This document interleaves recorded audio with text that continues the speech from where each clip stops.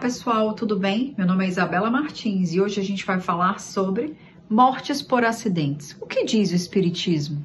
Já falamos aqui em outros programas sobre morte, desencarne, o que acontece com o espírito nesse momento e entendemos muito desse universo. Mas hoje a gente vai falar de forma mais específica sobre as mortes ocorridas devido a acidentes, traumas mais brutais, mortes inesperadas. Quais as diferenças que acontecem, entre uma morte natural e uma morte repentina, uma morte decorrida de um trauma vivido ou de um acidente, de algo mais brutal?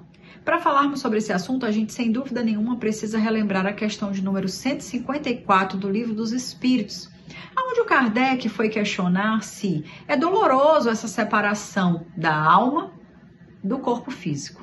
Eis que os espíritos respondem que não. Falam, inclusive, que muitas das vezes a vida é muito mais sofrida no decorrer da nossa encarnação do que no momento da nossa própria morte. Mas será que isso vale para todo mundo? Claro que não, né, pessoal? Tudo, na verdade, vai depender do nosso grau evolutivo e do quanto já amadurecemos enquanto espíritos e o quanto estamos preparados para aquele momento.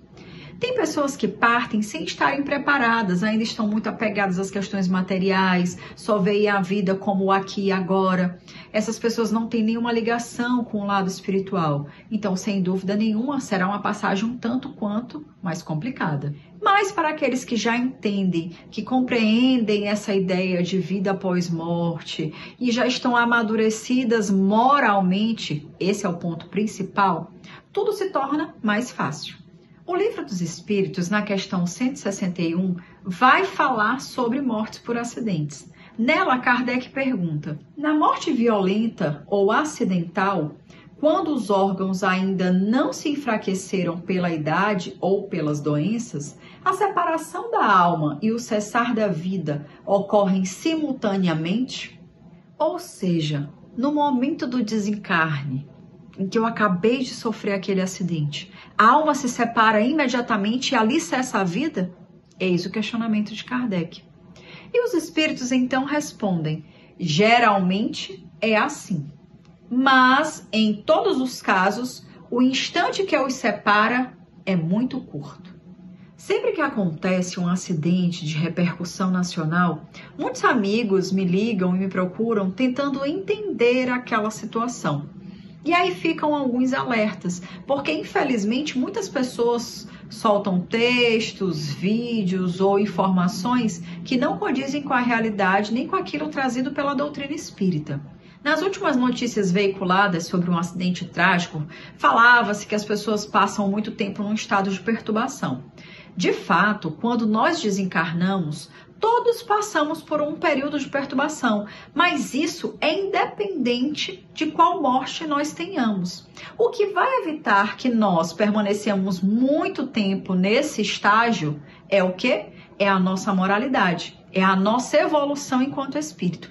Isso que diferencia se a minha perturbação será por um curto período ou por um período maior. E não necessariamente a forma com que eu desencarnei. A doutrina espírita é uma fé raciocinada.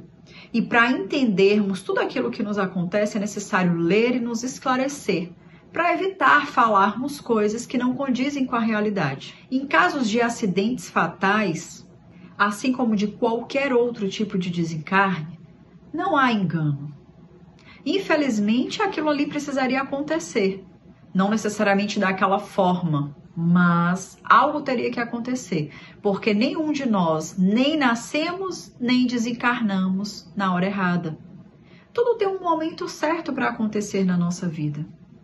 E o que nos espera do outro lado quando partirmos, depende, sabe de quê? Do que estamos vivendo hoje, do que estamos fazendo com a nossa vida nesse momento. Isso é que dita o nosso futuro. O tipo de morte, a forma como desencarnamos, o fato de ter sido brusca ou não interferirá. Só o que importa é a nossa evolução e conduta moral.